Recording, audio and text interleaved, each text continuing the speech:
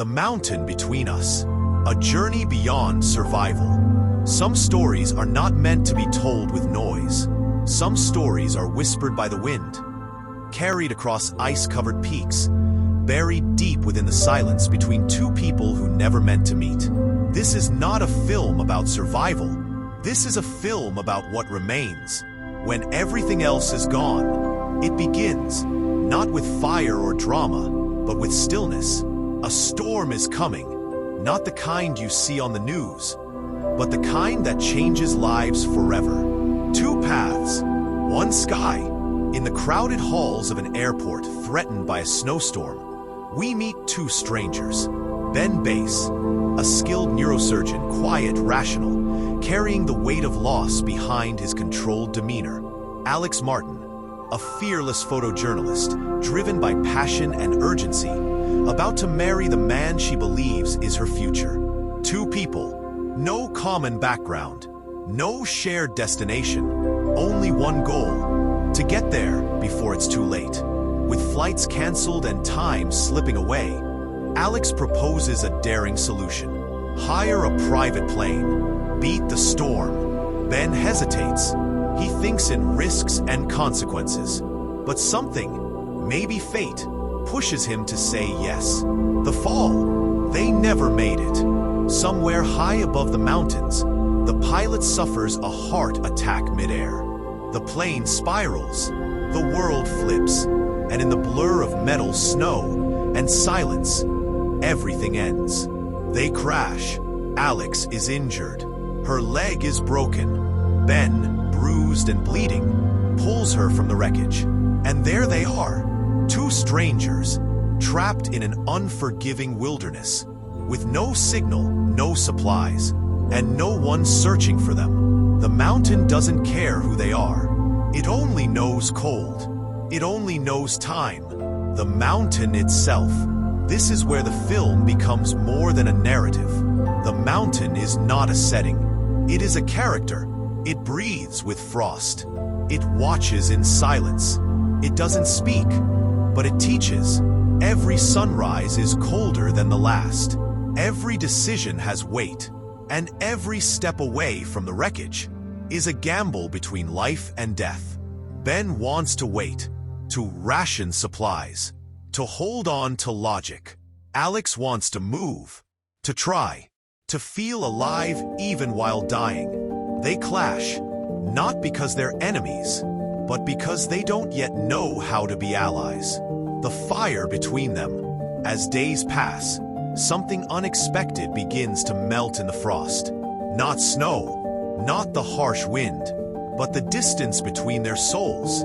They share stories, not always through words, but through glances, through silence, through the things they do to keep each other warm, fed, hopeful.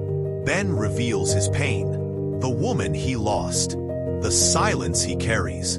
Alex opens up about fear, about expectations, about the wedding that might never happen. And in that quiet space, they find something rare.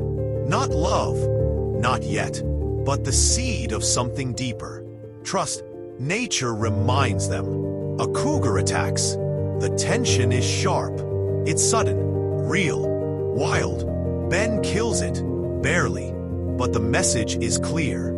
The mountain is not empty. It is watching. They are not welcome here. They are trespassers in a world where survival is earned, not given. The choice, stay or go. After nearly 2 weeks, desperation sets in. They cannot wait forever. No rescue is coming. The storm has passed, but help never arrived. Alex stands, looks Ben in the eye, and says, "We walk, or we die waiting." It's a choice born not from courage, but from necessity. They walk, across miles of snow, ice forest. They fall, they bleed, they lose what little they had. But they also change. The cabin, in the middle of nowhere, they find an abandoned cabin. A fireplace, for walls, a roof. It's not safety, but it's shelter. That night, for the first time, they let go. Not of survival, but of the idea that they don't need each other. Their bodies connect. Their pain softens. Was it love? Was it loneliness? Or was it the fire inside them? Finally burning through the ice? Back to the world. Eventually, they find the road. They are rescued. Alive.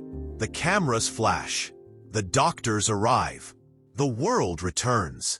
But for them, nothing is the same. Ben goes back to surgery, to saving lives, to solitude.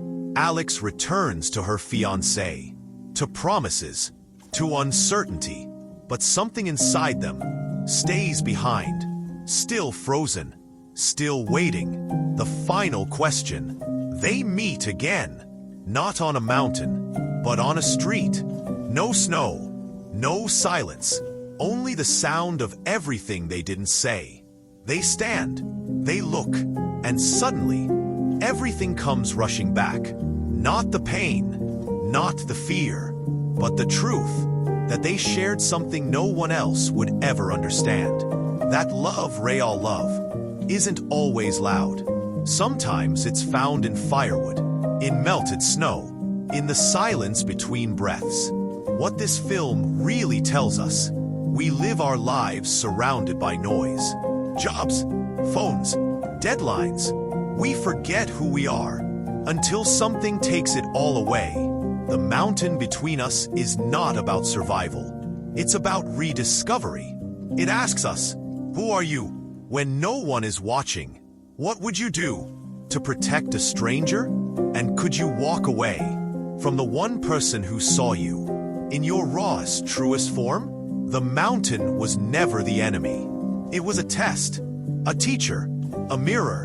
And what Ben and Alex found on that mountain was not just survival, not just love, but themselves.